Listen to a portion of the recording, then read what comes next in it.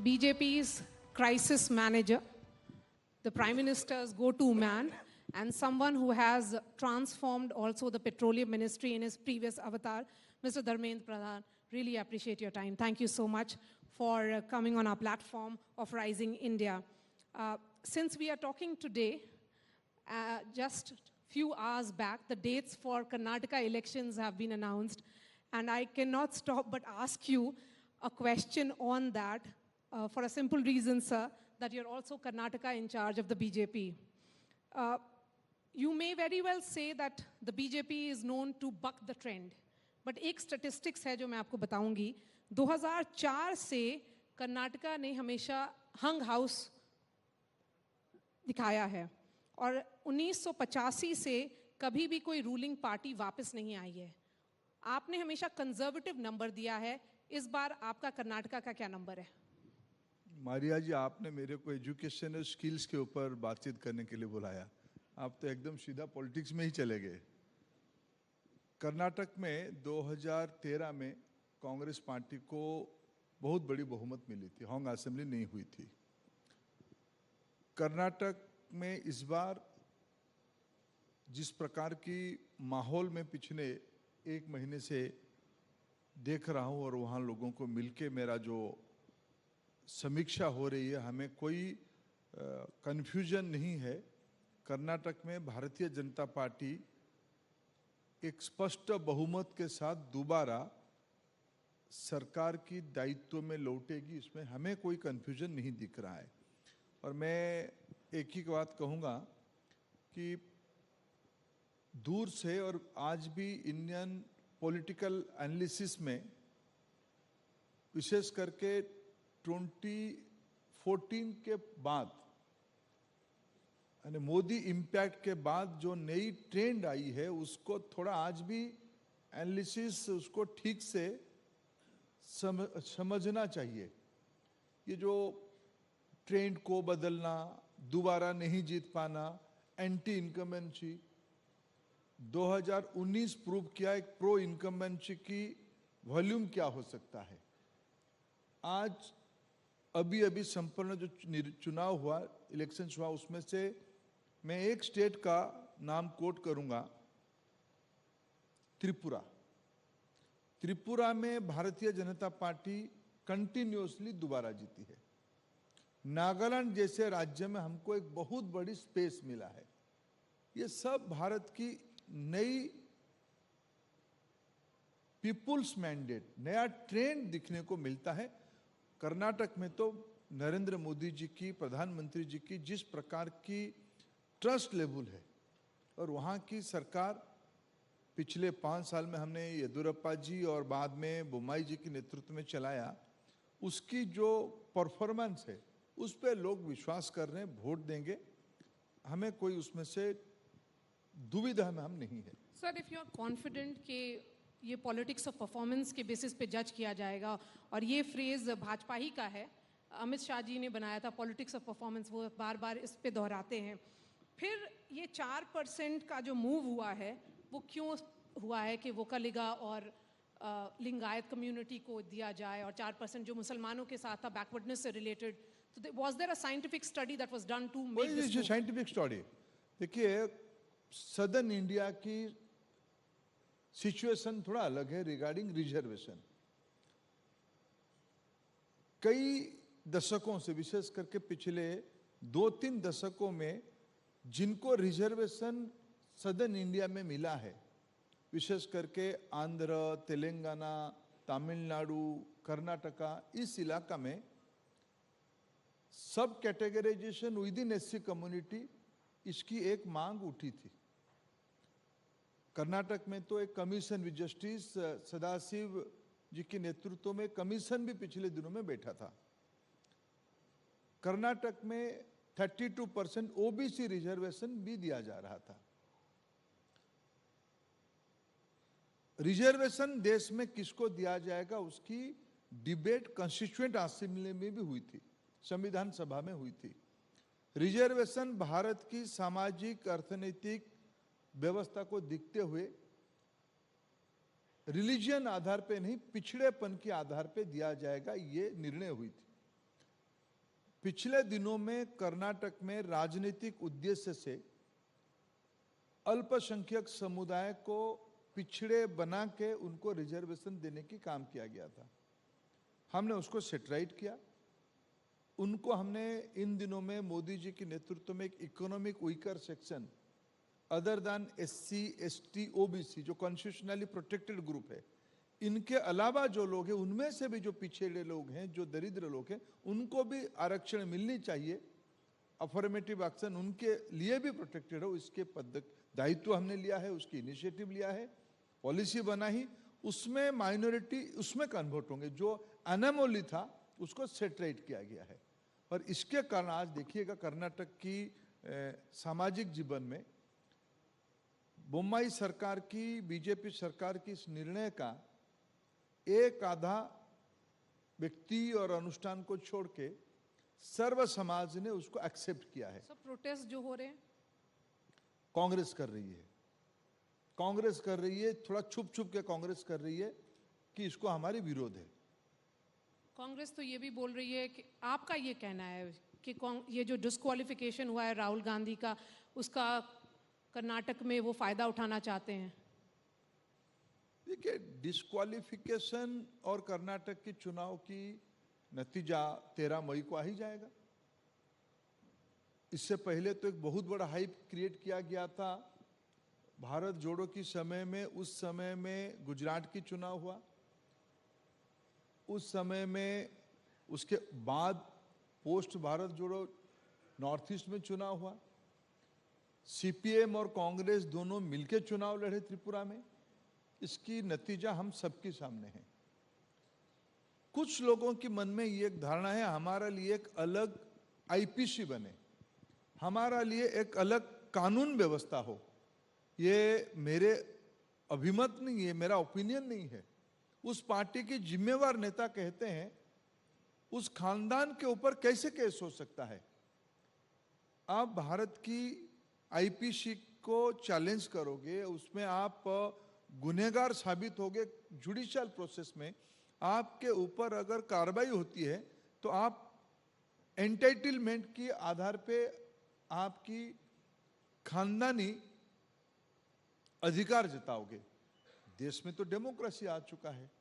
लेकिन ये anti OBC का जो आप लोग बोल रहे हैं कि राहुल गांधी एंटी OBC हैं, एक पूरा कैंपेन चलेगा पूरा देश भर में, तो अगर if you feel that Rahul Gandhi has no impact then why this campaign? No, विषय उन्होंने OBC समाज को गाली दिया था, एक वर्ग का नाम लेके कहा था, अपशब्द लगाया था जो भारत की कानूनी व्यवस्था में गुनाह है।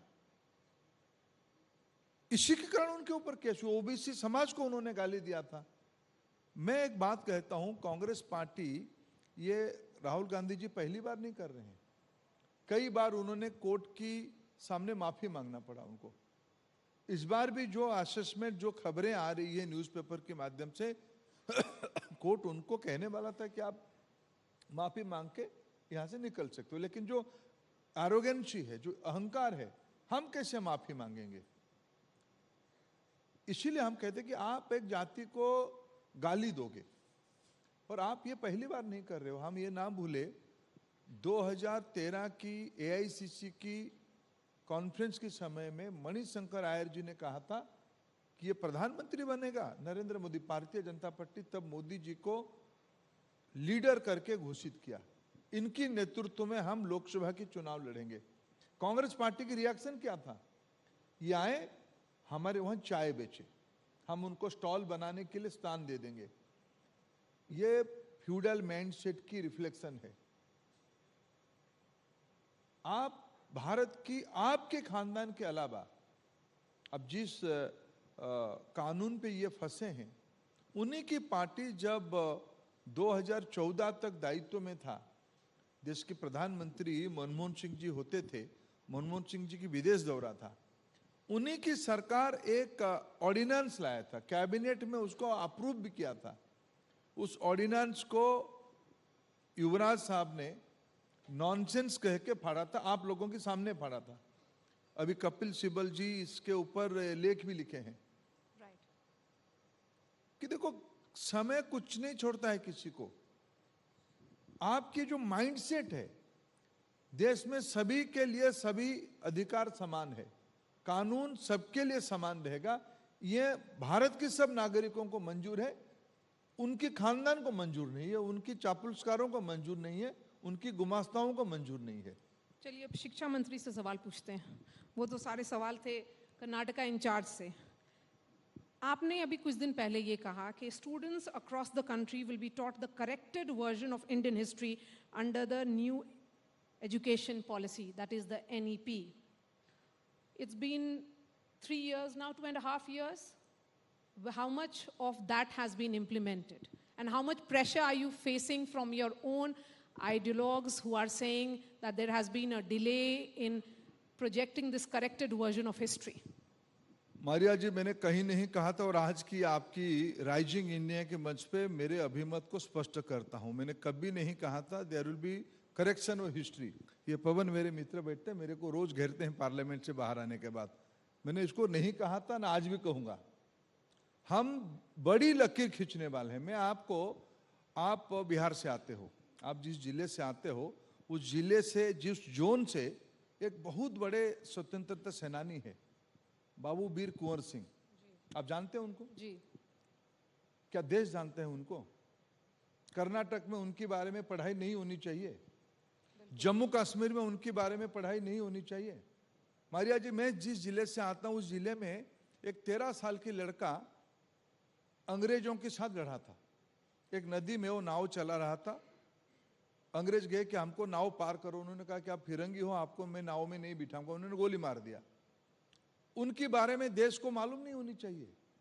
आलूरी सीताराम राजू एक ट्राइबल व्यक्ति आंध्र में विशाखापट्टनम इलाका में जनजातियों के अंदर एक क्रांति खड़ा किया अंग्रेजों के खिलाफ। वीर सुरेंद्र साय लंबे समय तक जेल में रहे, मध्य प्रदेश की। इनके बारे में आज देश कितना जानता है? तो देश क्यों नहीं जान पाया? अब गलत जगह पे पूछ रहे हो, मैं तो कह रहा हूं उनको बताना ही पड़ेगा। इसीलिए हम कह रहे लंबी लकीर खींचेंगे, सबको इतिहास की पन्ने पे लाएंगे, इसको सारे पाठ्यक्रम में ऑफिशियल रिपोजिटरी में लाएंगे। किसी भी चीज को मिटाया नहीं जाएगा, अधिक चीजों को जोड़ा जाएगा। इसी में सब लोगों की सहायता चाहिए। देश की आजादी जो आज हमारी, हम जिसको एंजॉय कर रहे हैं, जिसके कारण आज हम लोग इकट्ठा हुए, आज हम बैठे, 75 साल की जर्नी हो चुकी है। ये अनेक लोगों की बलिदान पे, अनसंग हीरो की बलिदान पे उपलब्ध हुई है। नारायण गुरु एक सोशल रिफॉर्मर रहे केरला के।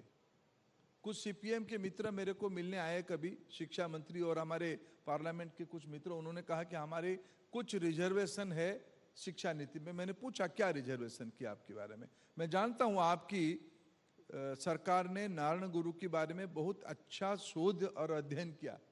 मैं उसको राष्ट्रीय शिक्षा नीति के तहत देश में लाना चाहता हूं, आपकी आपत्ति क्या है? उन्होंने कहा कोई आपत्ति नहीं। तो फिर आपका अमेल कहां है? अमेल कुछ नहीं है। देखो, इसको एक छोटे दृष्टि से मत देखिए। बाकी रहा एनईपी की इंप्लीमेंटेशन की बात, ये बात सही है, एनईपी को 3 साल हो रहा है। 2020 जुलाई में ये लागू हुआ था, लेकिन पहला साल कोरोना के कारण उसकी जिस तेजी से इंप्लीमेंटेशन होना चाहिए वो नहीं हो पाया।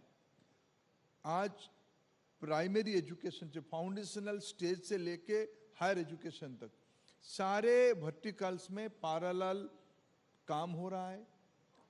एक्सपर्ट्स, अथॉरिटी, इसकी बेसिक रिफॉर्म, नई करिकुलम, नई सिलेबस, नई टेक्स्ट बुक, इस ओर हम काम कर रहे हैं। जो हमारी नया फाउंडेशनल स्टेज की जो वर्टिकल हमने बनाई, पहली बार देश में भारत सरकार नीति बनाई एज 3। ये माना जाता है एज 3 से 8 के अंदर बच्चे की 85% मानसिक विकास हो जाती है। इसी एज को हमने फाउंडेशन स्टेज माना। पहली बार देश में प्री स्कूल फॉर्मल एजुकेशन शुरू होगी। खेल, गाना, स्टोरी टेलिंग, ये माध्यम रहेगा शिक्षा की। अभिभावक और शिक्षक दोनों मिलकर नन्ही कली को प्रस्फुटित करवाएंगे। इसकी पाठ्यक्रम हमने पिछले फरवरी 20 को लोकार्पित कर दिया। जादुई पिटारा जी, कई सारे खिलौना, कई सारे स्टोरी, कई सारे लोक कथा, ये सारे को उसकी हिस्सा बनाया गया। क्लास 1 और 2 की किताब जल्दी बाजार में आ जाएगी। 2024-25 की 23-24 की एकेडमिक ईयर में नई पाठ्य पुस्तक के आधार पर पढ़ाई शुरू हो जाएगी और हमारी टारगेट है 2024 में दिसंबर तक बाल बाटिका 1, 2, 3 यानी KG 1, 2, 3 एंड क्लास 1 to 12 ये सारे एजुकेशन के लिए टेक्स्ट बुक बन जाए। धर्मेंद्र जी, जिस तरह से आप समझा रहे हैं वो एक what we have seen is that the policy is being drafted by people who are perhaps very grounded, जो ज़मीनी जिनको पहचान है और जिनको पकड़ है। तो क्या वो पहले नहीं था कि जो आप जो बोल रहे हैं जादुई पिटारा, जिस तरह से आप लोग पढ़ाने की कोशिश कर रहे हैं, वो पहले क्यों नहीं था? Do you think there is a shift and this shift is only because New Delhi has changed? The policy makers have changed, their approach has changed. मैरिया जी, मैं उस अनहेल्दी कंपटीशन में जाना नहीं चाहता हूँ। मैं ये नहीं कहूँगा कि यहाँ जो विद्वान बैठे हैं, आप और हम जो बैठे हैं, हम उस शिक्षा पद्धति से यहाँ पढ़ के आए हैं, वो गलत था, ये बिल्कुल कतई मैं कहने का दुस्साहस नहीं करूँगा। लेकिन आज चैलेंज और बड़ा है, समय के हिसाब से उसको इवोल्यूशनरी प्रोसेस में और ऊपर लेवल पे ले जाना चाहिए। टेक्नोलॉजी इतनी तेजी से हमको प्रभावित करती है। पहले हमारी घर में एक स्कूटर होती थी तो 15 साल चलती थी। आज हमारे घर में उसी मूल्य का, उसी वैल्यूएशन की मोबाइल फोन साल में 3 बार बदल चुकी है। नया टेक्नोलॉजी के साथ, नया फीचर के साथ आ जा रहा है। ये सारा चीजों में पहले हमारे बच्चों को चैट जीपीटी की चुनौती नहीं था। आज चैट जीपीटी आ चुका है। ह्यूमन इंटेलिजेंस काम करेगा या मशीन लर्निंग काम करेगा, ये अभिभावकों के मन में द्विधा आई है। पहले आपके घर में बच्चों की सामने स्क्रीन टाइम की कोई चैलेंज नहीं था, मेंटल वेलनेस, मेंटल हेल्थ की कोई इशू नहीं था, आज इशू बना है। ये सारे के लिए जो नई अप्रोच चाहिए, 21st सेंचुरी ज्ञान की सदी होने वाला है, नॉलेज बेस्ड सेंचुरी होगा। और जिस सिविलाइजेशन के पास, जिस सोसाइटी के पास इन-डेप्थ नॉलेज होगा, गहरा ज्ञान प्रभाव होगा, विरासत में जिनको बहुत संस्कार मिला होगा, जो दूर को देखने वाला शक्ति जिस समाज में होगा, वही समय को पकड़ सकता है। हमारी कन्विक्शन है, भारत उस सारे गुण की अधिकारी है। विश्व कल्याण के लिए हमारी शिक्षा व्यवस्था न केवल हमारी आवश्यकता को पूरा करेगी, दुनिया की ग्लोबल रिक्वायरमेंट को, हमारे भारत में इस बार वैक्सीन बना, सिर्फ भारत को सहायता नहीं किया, दुनिया को मदद किया। ये हमारी शिक्षा नीति की अभी की फाउंडेशनल रिक्वायरमेंट है। धर्मेंद्र जी, एक स्टैटिस्टिक्स है और ये रीसेंट रिपोर्ट आया है that 8 lakh students travel abroad for higher education every year and spend $28 billion, which is 1% of our GDP. Of this, $6 billion are fees that go to foreign universities. This is about 45,000 crore, which is adequate capital to start several institutions. What's the government thinking about it? Bharat सरकार अपनी मौजूदा institution में investment बढ़ा रहा है, उनको और autonomy दे के उनकी रेवेन्यू बढ़े, इसकी चिंता कर रही है। भारत में एक समय था एल्यूमिनी एंडाउमेंट की कल्पना नहीं थी। आज हमारी कई इंस्टीट्यूशंस में पुराने विद्यार्थी करोड़ों रुपया खर्चा करके अपने इंस्टीट्यूशन को बड़ा कर रहे हैं। स्टेट यूनिवर्सिटी अपनी प्रायोरिटी में अपने अपने स्टेट के पास है।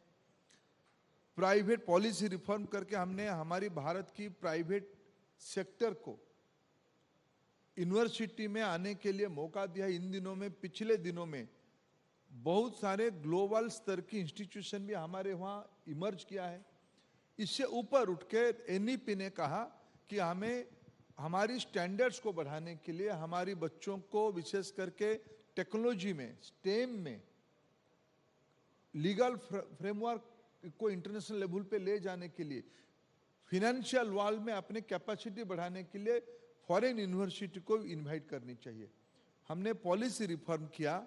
भारत में पहली बार ऑस्ट्रेलिया की 2 यूनिवर्सिटी आके हमारी गिफ्ट सिटी में अपना कैंपस खोलने वाले हैं। अगले शिक्षा वर्ष में उनका पढ़ाई भी शुरू हो जाएगा। Sir, धीरे धीरे ये इकोसिस्टम बनेगी।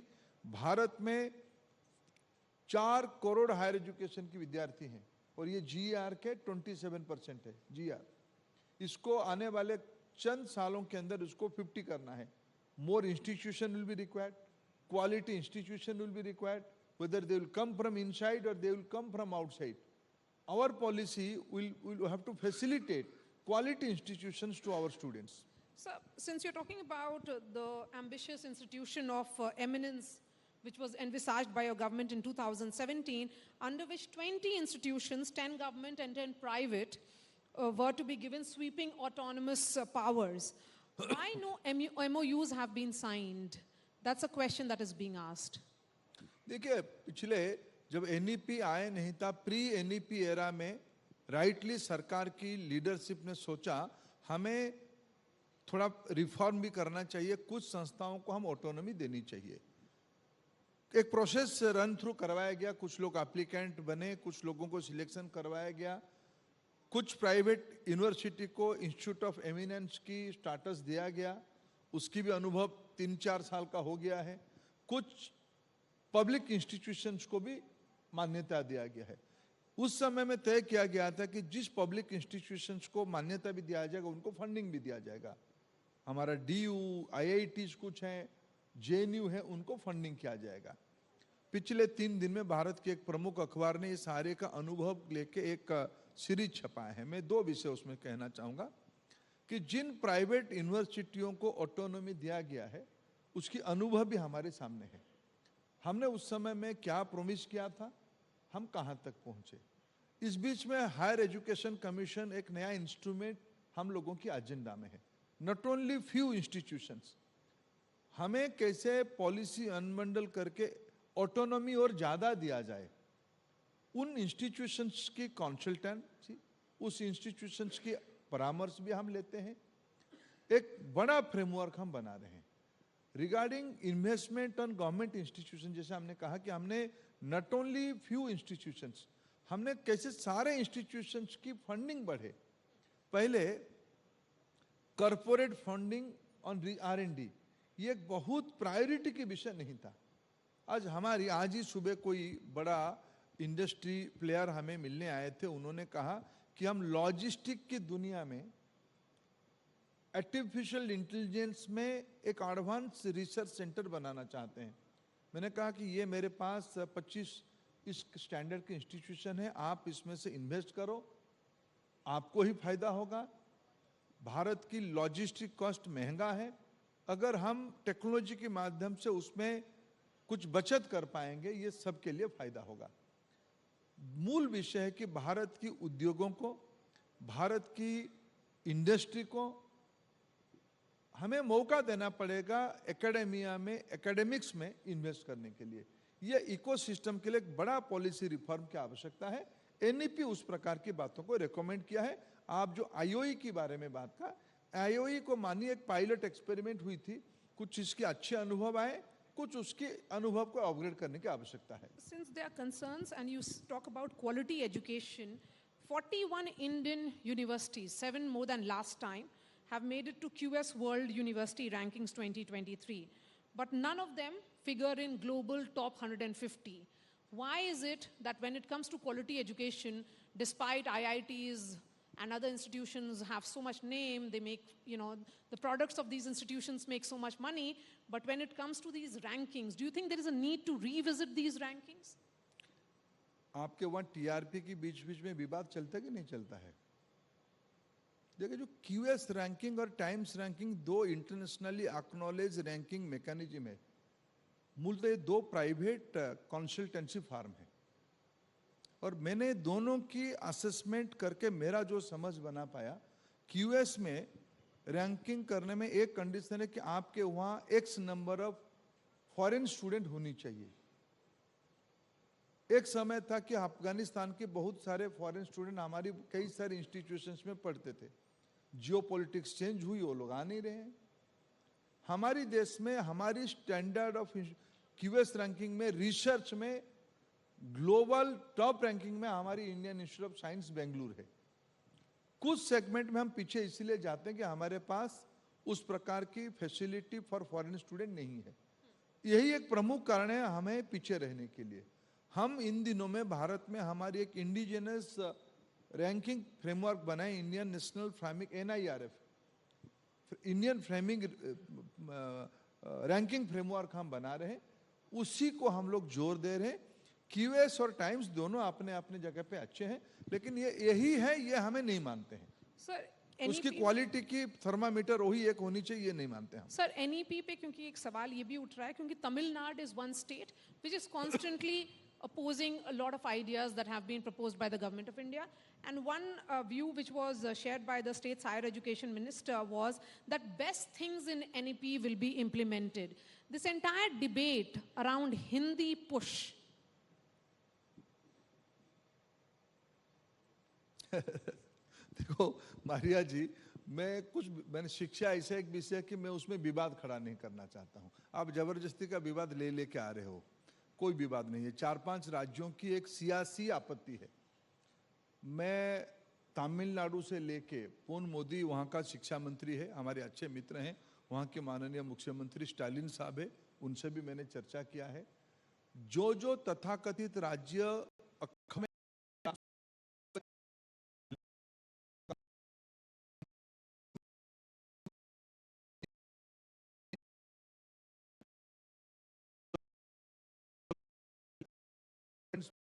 एक बाकी रहा हिंदी, शायद आजाद भारत में पहला प्रधानमंत्री श्री नरेंद्र मोदी होंगे जिन्होंने कहा भारत में सभी भाषा राष्ट्रीय भाषा है। तमिल भाषा भी नेशनल लैंग्वेज है, पंजाबी भाषा भी नेशनल लैंग्वेज है, उर्दू भाषा भी नेशनल लैंग्वेज है, असमिया भाषा भी नेशनल लैंग्वेज है, Marathi, Gujarati, Odia, Malayali, Kannada, Telugu, all are national language. हमारी देश में पिछले 75 सालों में लैंग्वेज को कॉन्ट्रडिक्शंस में रखा गया। NEP कह रहा है कि language should complement for the growth of the student. हमने काशी तमिल संगमम इसीलिए आयोजन किया। हिंदी हार्टलैंड में हमने तमिल भाषाभाषी भाई बहनों को बुला के दोनों की सिविलाइजेशनल लिंक के बारे में प्रमोट किया, कोई अलग नहीं है। इसलिए सियासी आपत्ति कोई करे वो उनके जगह पे ठीक है, उनको करने भी देना चाहिए। डेमोक्रेसी है, थोड़ा बहुत तो प्रतिस्पर्धा होना ही चाहिए। लोग उसको लेने की माइंडसेट में 21st सेंचुरी में न्यू जनरेशन नहीं है। आज आप देखो एक गाना खूब पॉपुलर हो गई है, अभी इन दिनों में ऑस्कार तक पहुंच गया है, नाटू नाटू। कौन सी भाषा में है?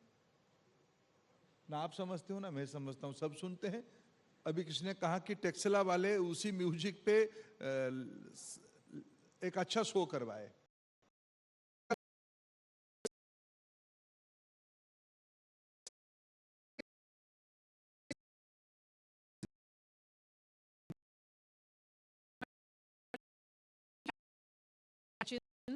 So आपका फेवरेट सिंगर कौन है?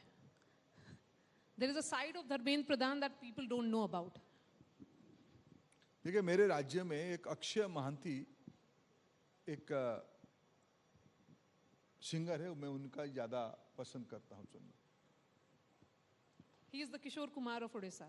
Yes, he is the Kishore Kumar of Odisha. Given your multiple commitments and your travel plans, कभी आप उड़ीसा में हैं, कभी कर्नाटका में, how much time do you get with your family? उनको ठीक रखने के लिए पूरा समय दे देता हूं। And you know, who's your favorite actor and which is the last web series you watched? TV देखने का मौका मिलता है? हाँ, मैं नेटफ्लिक्स इन दिनों में अभ्यास किया है, अभी उसको भी देखता हूँ। और फेवरेट एक्टर तो हमारे जमाने में अमिताभ बच्चन ही है, हम उससे उतरे नहीं है अभी तक। प्रेजेंट जनरेशन में कोई नहीं पसंद है आपको? नहीं, सब पसंद है। ये जो पत्रकारों की एक लिमिटेशन है ना मारिया जी, आप हाँ या ना, अरे बीच में भी तो हो सकता है, अरे बीच में भी तो हो सकता है, रैपिड फायर में भी इन बिटवीन भी तो है ना। ये तो आपने बोला नेटफ्लिक्स का अभ्यास कर लिया आपने, तो उसमें कौन कौन से सीरीज देख ली. अजय सब चीज क्यों बुलवाते हो? उसका भी थोड़ा राज रहने दो. Last question. How far is the BJP from power in your home state of Odisha? देखिए, आज भारत में मैंने कहा कि 2014 इज ए पॉलिटिकल हिस्ट्री में भारत में एक नई एरा शुरू हुई है. भारत की बड़े तबके की लोगों की, विशेष करके वंचित वर्गों की रोज विश्वास प्रधानमंत्री नरेंद्र मोदी पे बढ़ रहा है. और आज उड़ीसा में प्रधानमंत्री नरेंद्र मोदी की अप्रूवल रेटिंग 92% है. 8% कहाँ है सर?